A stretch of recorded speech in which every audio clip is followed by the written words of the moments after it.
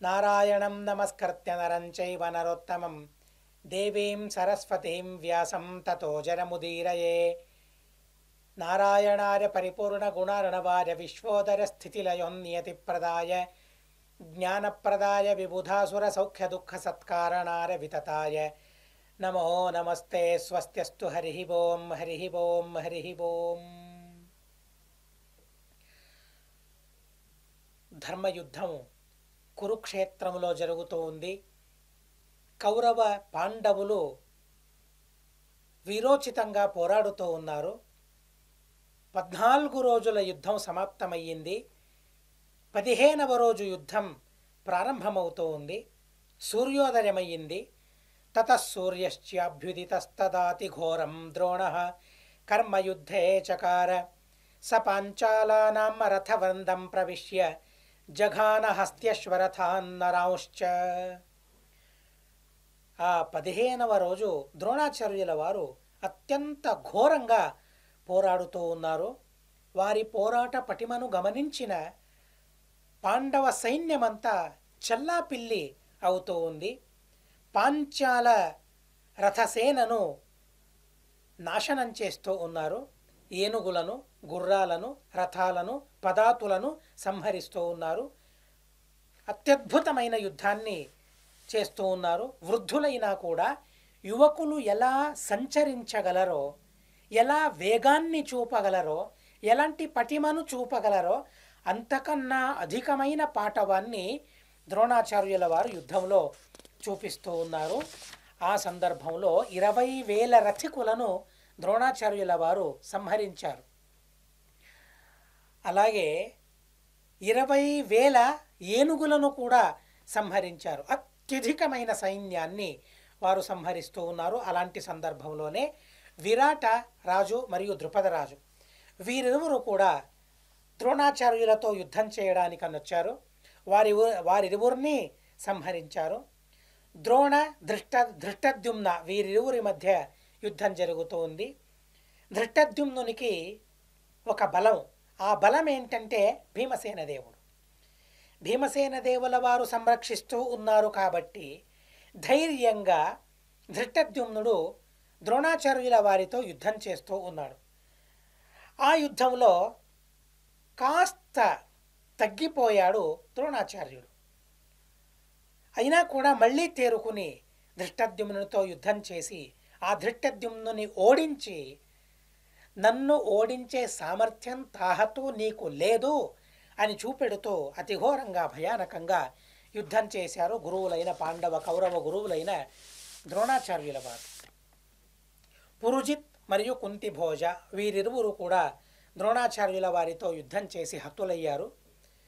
భీమసేన దేవుల వారు, అర్జునుడు, సాత్యకి ఒకరి తరువాత ఒకరు అశ్వత్థామాచార్యుల వారితో యుద్ధం చేస్తూ వారిని నిరోధిస్తూ ఉన్నారు. భీమార్జునులు, కర్ణుడు, దుర్యోధనుడు, భీమార్జునులు కర్ణ, దుర్యోధన మొదలైన వారిని, శల్య, కృతవర్మ, కృప మొదలైన వారితో వారు యుద్ధం చేస్తూ ఉన్నారు. భీమసేన దేవుల వారు గజ సైన్యాన్ని సంహరిస్తూ ఉన్నారు.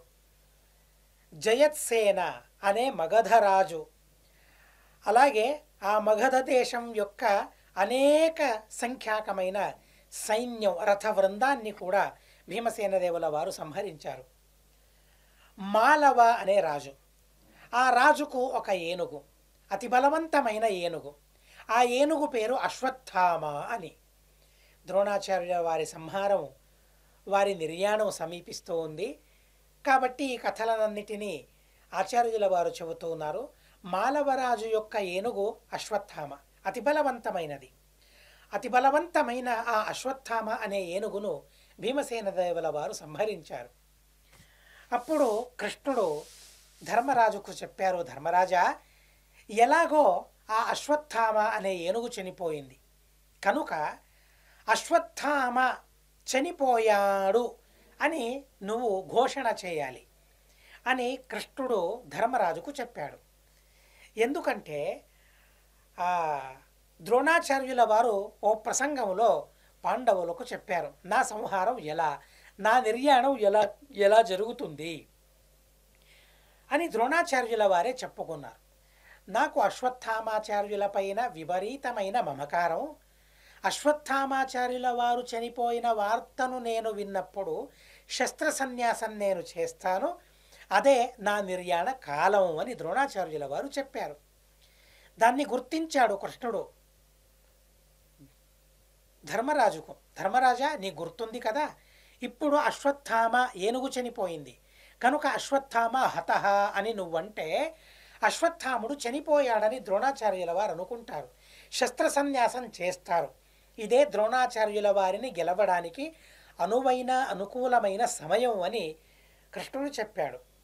కృష్ణుడు చెబితే ధర్మరాజు వినాలి కదా, కానీ వినలేదు. ఎలా కృష్ణ, అబద్ధం నేనాడను అన్నాడు. ఇక్కడ ఇది అబద్ధం కాదు, ద్రోణాచార్యుల వారిని సంహరించడానికి ఇదొక ఉపాయం. ద్రోణాచార్యుల వారు సక్రమమైన యుద్ధాన్ని చేస్తూ ఉన్నారా? లేదే. వారు బ్రాహ్మణులు, యుద్ధం చేయాల్సిన పరిస్థితి వారికి ఎందుకని యుద్ధం చేయాలి? పరధర్మం కదా యుద్ధం, క్షత్రియ ధర్మం కదా యుద్ధం. ఎందరో చెబుతూ ఉంటారు, ఈ జాతి వివక్ష ఏదైతే ఉందో, ఎవరైతే ఏ పని చేస్తారో వారు ఆ జాతికి చెందినవారు. యుద్ధం చేసేవాళ్ళు క్షత్రియులు, బోధించేవాళ్ళు బ్రాహ్మణులు, వ్యాపారం చేసేవారు వైశ్యులు, సేవ చేసేవారు శూద్రులు. వారెవరైనా కావచ్చు అని కొందరు చెబుతూ ఉంటారు. కానీ వారికో బాధకం ఏంటంటే, ఇప్పుడు చూడండి ద్రోణాచార్యుల వారు వారేం చేస్తూ ఉన్నారు? యుద్ధం చేస్తూ ఉన్నారు కదండి. వారిని క్షత్రియుడని మహాభారతంలో ఎవరైనా సంబోధించారా? జాతి గురించి మహాభారతం వేదాలు చెప్పాయి, కానీ ఆ జాతిని ముందు పెట్టి వారిని అవమానపరచడం కానీ, ఆ జాతిని ముందుంచుకొని వారిని పీడించడం కానీ తగదు. అంతే తప్ప జాతి లేదనే ఉద్దేశం కాదు, లేక ఎవరే పని చేపడతారో వారు ఆ జాతికి చెందినవారు అని కూడా కాదు. మనం ఏదైనా చెప్పుకుందాం, కానీ మహాభారతం ఏమని చెప్పింది, వేదాలు ఏమని చెప్పాయి, దాన్ని మనం గమనించాలి కదా. మా ఈ భారతదేశం దీనికో గౌరవం దక్కాలనే ఉద్దేశంతో వేదాలు మావి, మహాభారతం మాది, మా దేశం నుండే వెలువడింది, మా దేశంలోని సంపద అవన్నీ కూడా అని చెప్పుకోవడానికి, మా భారతదేశం గురించి మా గురించి గొప్పలు చెప్పుకోవడానికి మాకు వేదాలు కావాలి, మహాభారతం భాగవతం కావాలి. కానీ వాటిలోని విషయాలను తారుమారు చేయడం ఎందుకని? అబద్ధంగా వాటిని నిరూపించడం ఎందుకని? ప్రస్తుతం ద్రోణాచార్యుల వారు, అశ్వత్థామాచార్యుల వారు, కృపాచార్యుల వారు యుద్ధం చేస్తూ ఉన్నారు. అయినా వారిని క్షత్రియుడు అని సంబోధించారా? ఎక్కడైనా లేదే. కానీ వారిని విమర్శించారు ఎందరో. ఇదేంటి గురువర్య, బ్రాహ్మణులై ఉండి యుద్ధం చేయడం ఏంటి? పాఠం చెప్పాలే తప్ప ఈ యుద్ధం ఏంటి మీకు? యుద్ధం చేయకూడదు కదా అని వారికి బోధించారే తప్ప వారిని క్షత్రియుడు అని ఎవరూ సంబోధించలేదు. ఈ విషయాన్ని మనం గమనించాలి. సరే, ద్రోణాచార్యుల వారు యుద్ధం చేస్తూ ఉన్నారు, అశ్వత్థామ హతః అని చెప్పమన్నారు. కానీ అబద్ధం నేనెలా ఆడను? ధర్మరాజు యొక్క సందేహం. ఇది అబద్ధం కాదు, సతాం హితం, సజ్జనులకు హితకారమైనదే సత్యం. నేను చాలాసార్లు చెప్పాను, భీమసేన దేవుల వారికి యుద్ధం చేయాలనే ఉత్సాహం ఎందుకోసం అనే విషయాన్ని చెబుతూ చాలాసార్లు నేను చెప్పాను, యుద్ధం చేయాలనే ఉద్దేశం కాదు, హింసించాలనే అపేక్ష వారికి లేదు, కానీ బ్రతికించాలని, బ్రతికే వాళ్లను భవ్యంగా బ్రతికించాలని భీమసేన దేవుల వారి ఉద్దేశం. ప్రజలు ఎలా ఉన్నారు ఇప్పుడు? సుఖశాంతి సమృద్ధులతో ఉన్నారా వారు? లేదే. సంతోషంతో ఉన్నారా? సమాధానంతో ఉన్నారా? లేదే. ఎందుకని? దుర్యోధనుని రాజ్యం. తినడానికి తిండి ఉండొచ్చు, కట్టుకోవడానికి బట్టలు ఉండొచ్చు, కానీ అహంకారపడడానికి, విర్రవీగడానికి ఏదైనా ఉందా రాజ్యంలో? లేదే. అహంకారంతో ఉండాలని నా ఉద్దేశం కాదు, కానీ ఆ భావన అది రావాలంటే నా దేశం ఇలాంటిది అనే గర్వం ఉండాలి కదండి. ఆ గర్వం మంచిదే, మంచి గర్వం ఉండాలి. గర్వంలోనూ మంచి గర్వం ఉంది, చెడు గర్వం కూడా ఉంది. చెడ్డ గర్వం ఉండకూడదు, మంచి గర్వం ఉండాలి కదండి. ఇలాంటి భారతావనిలో నేను బ్రతుకుతూ ఉన్నాను అని చెప్పుకోవడం గర్వం మాకు. ఇలాంటి నాన్న, ఇలాంటి కొడుకు చెప్పుకోవడానికి గర్వం అనిపించాలి. గర్వం అనిపించేలా మా బ్రతుకులు ఉండాలి. కానీ ఆ కౌరవ దేశంలోని, హస్తినావతి రాజ్యంలోని ప్రజలందరూ కూడా ఎలా ఉన్నారు? సగర్వంగా బ్రతుకుతూ ఉన్నారా? లేదే. ఇప్పుడు మీరందరూ, మేమందరం అంటాం కదండి, కాలర్ ఎగరేస్తూ బ్రతకాలని అంటూ ఉంటాం కదండి. అలా సగర్వంగా బ్రతుకుతూ ఉన్నారా వారందరూ కూడా? సంతోషంగా బ్రతుకుతూ ఉన్నారా వారందరూ కూడా? లేదే. ఆనందం లేదు, సంతృప్తి లేదు, సమాధానం లేదు, మనసు మంచిది లేదు, మనసు చెడిపోతూ ఉంది. అలా ఏదో బ్రతుకుతూ ఉన్నారే తప్ప సంతోషం లేదు వారి జీవితంలో. వారందరి జీవితంలో సంతోషాన్ని నింపాలనే పెను ఆశ భీమసేన దేవుల వారి. రాజ్యం మా వశమైతే ప్రజలందరూ సంతోషంగా ఉంటారు. కౌరవులు హతమారితే, దుర్యోధనాదులందరూ కూడా చనిపోతే, వారుండకపోతేనే ఆ రాజ్యం సుఖంగా ఉంటుంది. దాన్ని ఆలోచించి భీమసేన దేవుల వారు యుద్ధానికి సిద్ధమయ్యారే తప్ప రాజ్య లోభంతో కాదు, రాజ్య లాభంతో కాదు. ప్రజలకు లాభం చేకూర్చాలి, ప్రజలకు సంతోష లాభం కలగాలి, ఆ ఉద్దేశంతో యుద్ధానికి సిద్ధమయ్యారు. కానీ ఎవరి రాజ్యం, ఎవరి పరిపాలన అంటే చేదు అని అనుకుంటూ ఉన్నారో, ఎవరి పరిపాలన మాకొద్దు అని ప్రజలందరూ అనుకుంటూ ఉన్నారో, వారి పక్షాన ద్రోణాచార్యుల వారు నిలబడి యుద్ధం చేస్తూ ఉన్నారు. పాపంలో మరింత పాపం, అధర్మంలో మరింత అధర్మం, ఆ అధర్మానికి పాల్పడ్డారు. అందుకోసమే వారిని చంపింది. వారిని ఎలా చంపాలి? ముళ్ళును ముళ్ళుతోనే తీయాలి. అలాగే ఇలా ద్రోణాచార్యుల వారిని సంహరిస్తే తప్పు లేదు. ఎందుకంటే అలా చనిపోవాలి అని వారి నుదుటిపైన రాసుంది కాబట్టి, అలాంటి ప్రారంధం ద్రోణాచార్యుల వారిది కాబట్టి, అంతకన్నా ఎక్కువగా భగవంతుడే చెబుతూ ఉన్నాడు కాబట్టి ఆ మాటను విని తీరాలి. నిజమేంటో అబద్ధమేంటో సరిగ్గా తెలుసుకొని ఉండాలి. నేనాడిన అబద్ధం వల్ల మంచి వాళ్లకు మంచి జరుగుతుందంటే ఆ అబద్ధమే నిజమవుతుంది. నేనాడిన నిజం వల్ల మంచి వాళ్లకు కీడు కలుగుతుందంటే ఆ నిజమే అబద్ధమవుతుంది. ఎంత అద్భుతమైన విమర్శ గమనించండి. ఇది ఎంత అద్భుతమైన పరిష్కారమో గమనించండి.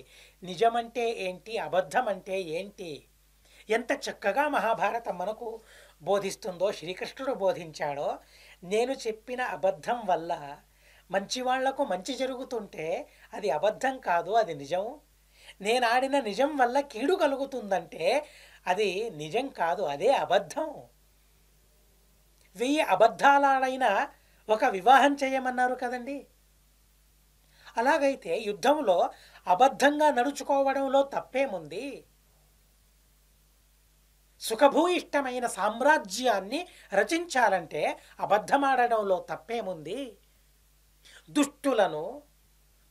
దుష్టులకు అనువర్తులైన వారిని చంపే సందర్భంలో ఇది అబద్ధమా, ఇది నిజమా అని ఆలోచించాలా? అసలు కృష్ణుడు చెప్పాడు, అశ్వత్థామ హతః చెప్పమన్నాడు. ఎలా? ఇది సత్యమా అని అడిగితే చెప్పమన్నాడు. చెప్పాడు. కానీ ఆ సందర్భంలోనే ఎవరికీ వినిపించకుండా కుంజరహ అన్నాడు. అశ్వత్థామ హతః అని గట్టిగా అన్నాడు. నేను చెబుతూ ఉంది అబద్ధం, అబద్ధం చెప్పినట్లు కాకూడదు అని ఎవరికీ వినిపించకుండా కుంజరహ అన్నాడు. సమాధానంతో ఉన్నాడు ధర్మరాజు. ఆ తరువాత ద్రోణాచార్యుల వారికి ఆ మాట వినబడింది. ధర్మరాజు అబద్ధం ఆడాడు. ధర్మరాజు దగ్గరికి వచ్చాడు. ఏంటి ధర్మరాజా, నువ్వు ఆడిన మాట నిజమా అంటే నిజము అని వినిపించేట్లు అన్నాడు. కుంజరహ అని వినిపించకుండా అన్నాడు. ధర్మం చేసే సందర్భంలో ఎలా మనిషి మారుతాడో గమనించండి. ద్రోణాచార్యుల వారు శస్త్ర సన్యాసం చేస్తూ ఉన్నారు. ఆ సందర్భంలో భీమసేన దేవుల వారు అశ్వత్థామాచార్యుల ద్రోణాచార్యుల వారి దగ్గరికి వచ్చారు. ఉపదేశం చేస్తూ ఉన్నారు. తస్య భీమో రథేషాంచ గృహీత్వా న తవేదృశం యోగ్యం గుణవతో నిత్యం పరధర్మోపజీవనం. ఆచార్యవర్య, గుణవంతులు కదా మీరు. గుణవంతులైన వారే తప్పుదారిన పడితే ఇక మీలాంటి వాళ్లను చూసి నేర్చుకోవాలని ఎవరైతే అనుకుంటూ ఉన్నారో వాళ్ళ పరిస్థితి ఏంటి? గురుస్థానంలో ఉన్నవాళ్ళు ఎలా ఉండాలి? ఎలా వారి బ్రతుకు ఉండాలి? ఎలా వారి బ్రతుకు తెరువు ఉండాలి? నలుగురు మమ్మల్ని అనుసరిస్తూ ఉంటారు, ఆదర్శంగా మా ఆదర్శాలను గమనిస్తూ ఉంటారు, మా ఆచరణలో ఆదర్శంగా చూసి ఆ ఆచరణను పరిపాలిస్తూ ఉంటారు. ద్రోణాచార్యుల వారికి చెబుతూ ఉన్నారు, భీమసేన దేవుల వారు ఉపదేశిస్తూ ఉన్నారు. మీరు యుద్ధం చేశారు, దాన్ని గమనించిన మిగతా బ్రాహ్మణులందరూ కూడా ఓ బ్రాహ్మణులైన వారికి యుద్ధం అనేది ధర్మం అని వారు అనుకుని వారు కూడా యుద్ధానికి దిగితే పరధర్మోపజీవనం ఇది న్యాయమా? పరధర్మోపజీవనం ఇది ధర్మమా? ద్రోణాచార్యుల వారు మీరే చెప్పండి. గురువర్యులు కదా, గురువులు కదా, బోధించే స్థానంలో ఉన్నవారు కదా. బోధించే స్థానంలో ఉన్నవారే దిగజారితే ఇక బోధించేవారెవరు? బోధించేవారు దిగజారితే వారి బోధనలు ఎలా ప్రభావితమవుతాయి? ఎలా ప్రభావాన్ని చూపించగలుగుతాయి? బోధకులు ఎలా ఉండాలి? భీమసేన దేవుల వారు ఎంత చక్కగా ఉపదేశించారంటే చూడండి, ఎవరు ముందుకు రాలేదు. ద్రోణాచార్యుల వారు చేసిన తప్పును తప్పు అని ఎవరు చెబుతూ ఉన్నారు? భీమసేన దేవుల వారు చెబుతూ ఉన్నారు. సరి అయిన సమయం కాబట్టి చివరి ఈ సందర్భంలో చనిపోతూ ఉన్నప్పుడు, అవసాన కాలంలో మరణిస్తూ ఉన్నప్పుడైనా మంచేంటో చెడంటో వారు తెలుసుకోవాలి. చేసిన చెడును స్మరించుకుంటూ పశ్చాత్తాపంతో వారు రగిలిపోవాలి. భగవంతుణ్ణి చింతించాలి. భగవంతుని చింతనతో పాపాలన్నిటినీ కడుక్కుని పరిశుద్ధంగా మారి సాధన చేయాలనే ఉద్దేశంతో భీమసేన దేవుల వారు చెబుతూ ఉన్నారు, యోగ్యం గుణవతో నిత్యం పరధర్మోపజీవనం. గుణవంతులు కదా మీరు, ఎందుకని ఈ దోషం మీకు తగిలింది? ఈ దోషాన్ని ఎందుకని అంటించుకుంటూ ఉన్నారు? ఈ దోషంలో ఎందుకు దిగుతూ ఉన్నారు? పరధర్మోపజీవనం నతవ ఈదృశం. పరధర్మోపజీవనం ఏదైతే ఉందో, క్షత్రియ ధర్మోపజీవనం ఏదైతే ఉందో, ఇది దోషం అవుతూ ఉంది. మీకు గుణవంతులు మీరు దోషవంతులు అవుతూ ఉన్నారు, దోషవంతులైనారు కనుక ఆ దోషాన్ని మీరు కడుక్కోవాలి అని భీమసేన దేవుల వారు చెబుతూ ఉండగా ఆకాంక్షంలోని మునులందరూ కూడా అవును భీమసేన దేవుల వారు చెప్పింది నిజమే, ఇక మీరు రావాలి భూలోకంలో, ఇక మీరు ఉండకూడదు అని మునులందరూ కూడా వారిని పిలుస్తూ ఉన్నారు. ద్రోణాచార్యుల వారు శస్త్ర సన్యాసం చేశారు. సన్యస్య కర్మాణి తదాఖిలాని యోగారూఢ పరమం వాసుదేవం సర్వేశ్వరం నిత్య నిరస్తదోషం ధ్యాయన్ ముక్త్వా దేహమగాత్ స్వధామ. భీమసేన దేవుల వారి పైన ఎంత గౌరవం వారికి కలిగిందో చూడండి. మా తప్పు ఏంటో ఎవరైనా చెప్పారంటే వారిని గౌరవించాలి మనం. ఎందుకని? వారి వల్ల నా తప్పేంటో నాకు తెలిసిందే. ఆ తప్పు నుండి ఎలా తప్పుకోవాలి, ఎలా తప్పించుకోవాలి అని ఆ తర్వాత నేను ఆలోచించగలుగుతాను. ఆ తప్పు నాకు అండకుండా నేను చూసుకోగలుగుతాను. కాబట్టి ఎవరైనా మా దోషాలను చెప్పినట్లయితే వారిని అవమానపరచడం కాదు, వారిని కించపరచడం కాదు, వారిని గౌరవించుకోవాలి. నాకు మంచి చేయాలనే ఉద్దేశంతోనే వారు చెబుతూ ఉన్నారే తప్ప ద్వేషమా నా పైన? కాదే. అందులోనూ భీమసేన దేవుల వారికి నా పైన ద్వేషమా? లేదే. ఎంత మమకారం నా పైన, ఎంత వాత్సల్యం నా పైన, ఎంత ప్రేమ నా పైన. నా అనంగు శిష్యుడైన అర్జునుడు కూడా ముందుకు రాలేకపోయాడు. గురువర్య మీరు చేస్తూ ఉన్నది తప్పు అని ఎంత చక్కగా భీమసేన దేవుల వారు బోధించారు. బోధించాల్సిన పరిస్థితిలో ఉన్న నాకు భీమసేన దేవుల వారి ఉపదేశం అమృతంలా వారికి భాషించింది. తరువాత శస్త్ర సన్యాసం చేశారు. వారు చేసిన సమస్త సత్కర్మలను కూడా భగవంతునికి సమర్పించుకున్నారు. యోగారూఢులయ్యారు. సర్వోత్తముడైన వాసుదేవుని చింతనలో మునిగిపోయారు. తనే సర్వోత్తముడని, ఆ వాసుదేవుడు నిత్య నిరస్త దోషుడని, ఏ విధమైన దోషాలు భగవంతునిలో లేవని చూడండి, వారిలోని దోషాలను గమనిస్తూ ఉన్నారు. అరే ఏంటి ఇలాంటి దోషాలను నేను చేశానా? ఇలాంటి దోషభూయిష్ఠుడనైన నన్ను ఉద్ధరించడానికి ఓ మహానుభావుడున్నాడు, తనే వాసుదేవుడు. తనలోనూ దోషమున్నట్లయితే నన్నెలా ఉద్ధరించగలడా భగవంతుడు? వారి చింతన ఎంత గమ్మత్తుగా, ఎంత అద్భుతంగా ఉందో గమనించండి. నాలో లెక్కలేనన్ని దోషాలున్నాయి. నన్ను ఉద్ధరించడానికి ఓ వ్యక్తి కావాలి. ఆ వ్యక్తిలోనూ దోషాలున్నట్లయితే తనెలా నన్ను ఉద్ధరించగలడు? కనుక ఆ భగవంతుణ్ణి, వాసుదేవుణ్ణి ఏమని చింతిస్తూ ఉన్నారు ద్రోణాచార్యుల వారు? నిత్య నిరస్త దోషం, ఏ నాడు ఏ క్షణము ఏ దోషము లేనివాడు భగవంతుడు. అలా ఆ భగవంతుణ్ణి చింతించిన తరువాత దోషాలు ఉండగలవా లోపల? మా దోషాలను పరిహరించుకోవాలంటే భగవంతుడు నిత్య నిరస్త దోషుడు, అసలు దోషం లేనివాడు అని భగవంతుణ్ణి చింతించినట్లయితే తం యథా యథా ఉపాసతే తదేవ భవతి అన్నారు కదండి. అలా మనం దోషాల నుండి బయటపడగలుగుతాం, దోషాలను పరిహరించుకోగలుగుతాం. అలా మహానుభావులైన ద్రోణాచార్యుల వారు ఆ దోషాలను పరిహరించుకోగలిగారు. ముక్త్వా దేహమగాత్ స్వధామ. అలా వారు ఆ దేహాన్ని పరిత్యజించి మహానుభావులైన ద్రోణాచార్యుల వారు స్వధామ, వారెక్కడికి చేరుకోవాలో, ఏ లోకానికి వెళ్ళాలో ఆ లోకానికి వెళ్ళిపోయారు ద్రోణాచార్యుల వారు. ద్రోణాచార్యుల వారికి సద్గతి కలిగింది.